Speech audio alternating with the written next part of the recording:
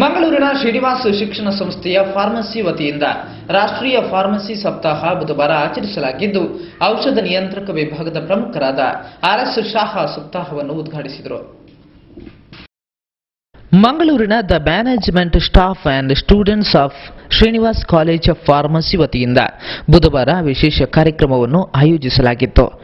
Indian pharmaceutical association ಸಹಯೋಗದಲ್ಲಿ ಕೈಗೊಂಡ ರಾಷ್ಟ್ರೀಯ ಫಾರ್ಮಸಿ ಸಪ್ತಾಹದ ಉದ್ಘಾಟನೆಯನ್ನು ಮಂಗಳೂರು ಸರ್ಕಲ್ ಔಷಧ ನಿಯಂತ್ರಕ ವಿಭಾಗದ ಪ್ರಮುಖರಾದ ಆರ್.ಎಸ್. ಶಾಹ ದೀಪ ಬೆಳಗಿಸಿ ಉದ್ಘಾಟಿಸಿದರು.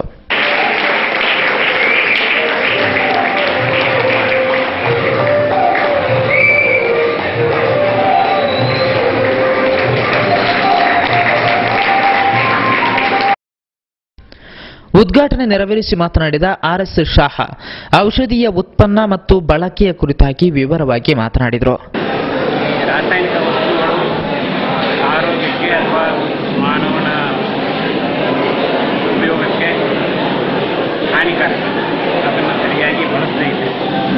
ಅದಕ್ಕೆ ಈ ಔಷಧಿಗಳನ್ನು ಯಾವಾಗ ನಮಗೆ ಅವಶ್ಯಕತೆ ಇದೆ, ಯಾವಾಗ ಈ ವೈದ್ಯರು ಅದನ್ನು ನಮಗೆ ಬರೆದು ಕೊಟ್ಟಿರ್ತಾರೆ, ಆವಾಗ ಎಷ್ಟು ಡೋಸ್ ಹೇಳಿರ್ತಾರೆ, ಎಷ್ಟನ್ನು ನಾವು ಎಷ್ಟು ದಿವಸ ತಗೋಬೇಕು, ಯಾವ್ಯಾವ ಕಾಲಕ್ಕೆ ತಗೋಬೇಕು, ಅದೇ ಕಾಲಕ್ಕೆ ಅಷ್ಟೇ ಡೋಸನ್ನು ತಗೊಂಡು ಅದನ್ನು ನಾವು ನಿಲ್ಲಿಸಬೇಕು.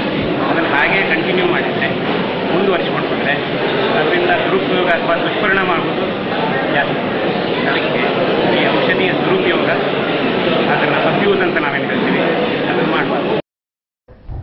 ರಾಷ್ಟ್ರೀಯ ಫಾರ್ಮಸಿ ಸಪ್ತಾಹದ ಅಧ್ಯಕ್ಷತೆಯನ್ನು ಎ ಶಾಮರಾವ್ ಫೌಂಡೇಶನ್ನ ಅಧ್ಯಕ್ಷರಾದ ಎ ರಾಘವೇಂದ್ರ ರಾವ್ ವಹಿಸಿ ಅಧ್ಯಕ್ಷೀಯ ಸಂದೇಶ ನೀಡಿದರು.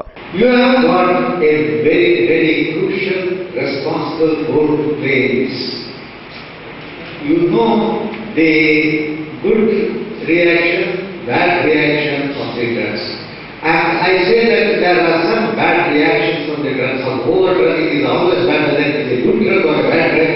Overdrugging is always bad. I will give you one example. I had a family doctor who was prescribed because he knows my profession as a chartered accountant. When we are thinking of coming up in the profession, we work very hard to take a lot of pensions of our clients who are involved in tax time. And we say, whenever they approach us, we say, no problem, it will be solved. There is no difficulty at all. But problem is taken over by us.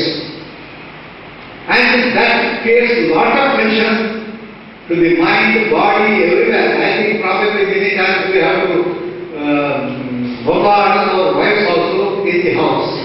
Because we lose temper at that time. Because it is the only urge to be successful in the profession.